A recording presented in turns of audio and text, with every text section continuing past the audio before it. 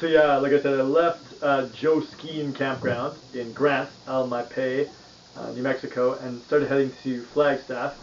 And like I said, I always had to stop at the library in between just to make sure I had all the information needed because I don't have any data for my phone, and when you're camping, you don't have Wi-Fi, so I go to the library to get that. So I went to the Holbrook Library, which is in Arizona, and that internet was down there, so they told me to go to the University of Holbrook Library. So I went there and did what I had to do.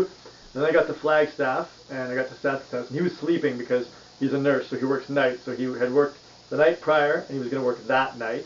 So I got to his place, left my stuff there, and went out for a walk in Thorpe Park. And it was so weird. Like, when I was in Flagstaff as a young guy competing for NAU, I always felt like Flagstaff was really harsh environment because it's 2,000 meters elevation, 7,000 feet altitude.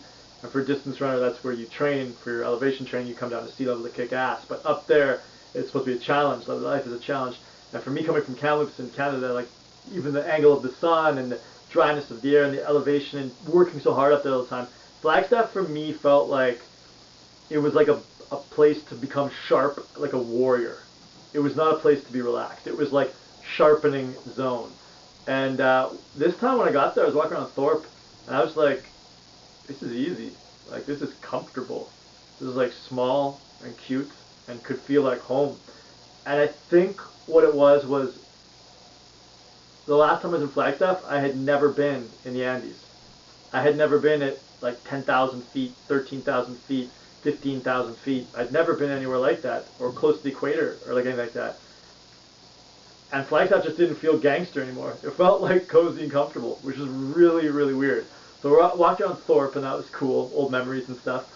Come back to the house, and then Seth was up, and he wanted to go for a run. And I was like, dude, I haven't been doing any running, like I just got here. But so I went for a run with him, and we went up to Buffalo Park, and I actually did really well. Like I felt really good, like really bouncy and stuff.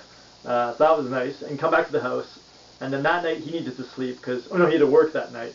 And what was really cool actually was I had a buddy in university who was in my dorm. He wasn't like an athlete, but he was like this total music dude, just like me.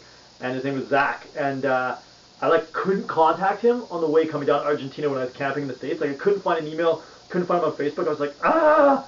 When I got to Argentina, I went through a bunch of old email archives, and I found this old email address for him. It's like, well, I might as well try it. And I tried it, not expecting anything. And sure enough, in Argentina, it was him, and he got back to me.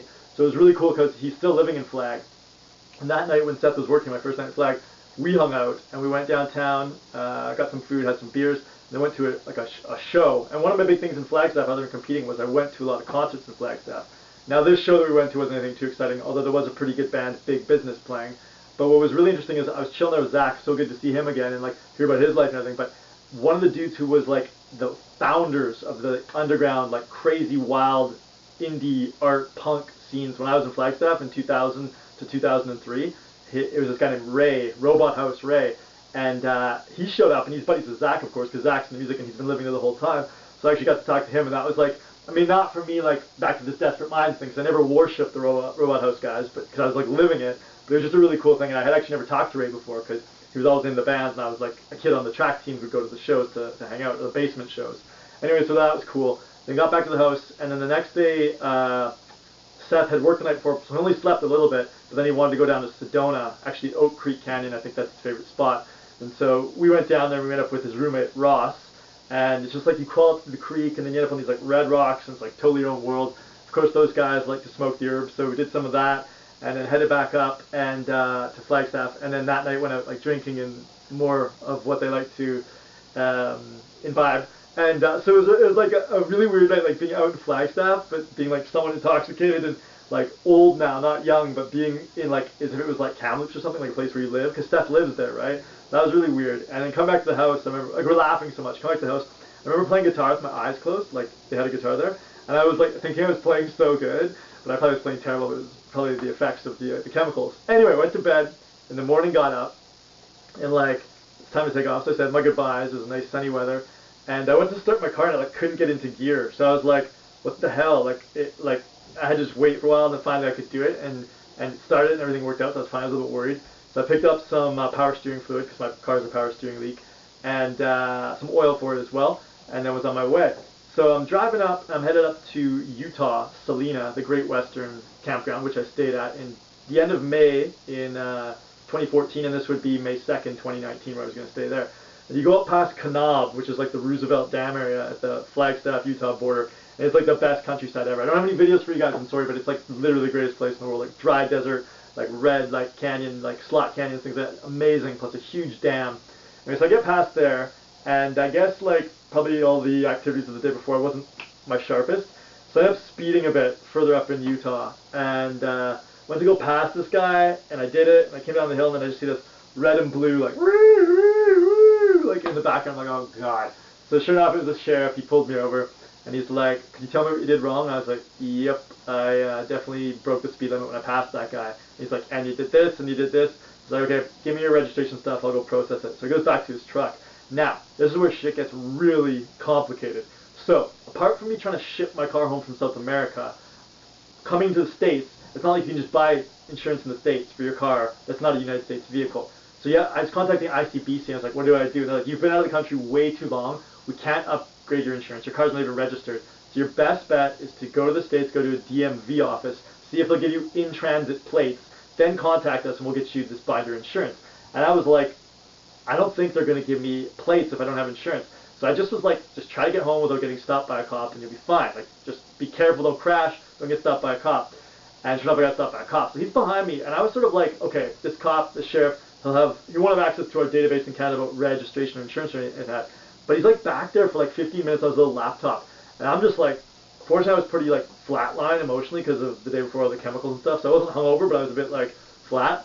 And I was like freaking out, but I wasn't that freaking out like I normally would. So he comes up and he's like, could you tell me why this car hasn't been registered since 2014? And I was like, I just thought the insurance had been expired 2014. He's like, no, this car is not registered.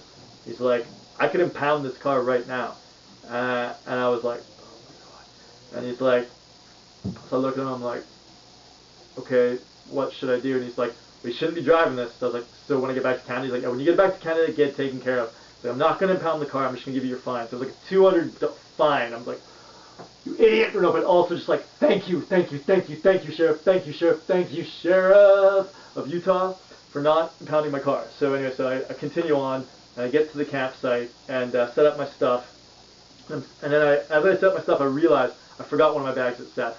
So I was like so pissed off at myself. I was like, you freaking got a speeding ticket, you almost got your car impounded, forgot a bag at Seth's place, like, what is wrong with you? So anyway, so I walk up this like hike that goes above the campsite area, and there's all these deer and stuff like that. And I look across the plains and I see these like 3 animals that are definitely not deer. I'm like, could those be like wolves? And I wasn't scared because they were like pretty far away. I was like, I don't know. And so then I walk back down and I go to bed. And then that night I was like super cold, like really, really cold. I mean, on the way to this campsite, I had seen like snow-capped peaks already. So I was like, it's early May in that part of the U.S. It's a little bit of elevation. It's still cold. So I was like, I need a blanket plus my sleeping bag that I bought from Walmart to make it through. So then I continued on, and I just stopped at the library again before I got to the next campsite, which would be in Idaho, Rexburg, Idaho. So I stopped in Salt Lake City, and as I'm coming into Salt Lake City, like perfect blue skies, snow-capped peaks, Born in the USA comes on the radio, and I'm like, America, you are working well. Well, in Salt Lake City, you are working well. Like, everything was very ordered, and you get that Born in the USA on the radio, whatever, right? So I wasn't like pumped, I was like, this location in the USA has the facade of everything being perfectly in order. But it wasn't. So I get to the library, and sure enough, there's a fire alarm at the library, so I had to wait another 20 minutes before I could plug in and get my stuff checked out and figure out where I was going. All good. So then from there I leave, and I keep heading up north to Idaho. And I get my blanket from Walmart, and I'm like, I hope this is good enough. So I get to the campsite, and I just kind of, it's called Warm Slough Campsite. Super beautiful name. So I just put my tent in the middle of this field. There's a lot of people there, and I parked the car on the side, set myself up, went for a little stroll at night, and anyway, nothing too exciting. So I came back to the tent, went to bed with my little blanket inside my sleeping bag, and it was perfect, not cold at all. So from there, my next spot would be heading into Montana, where it was going to be really, really, really cold. So we'll get there in a second.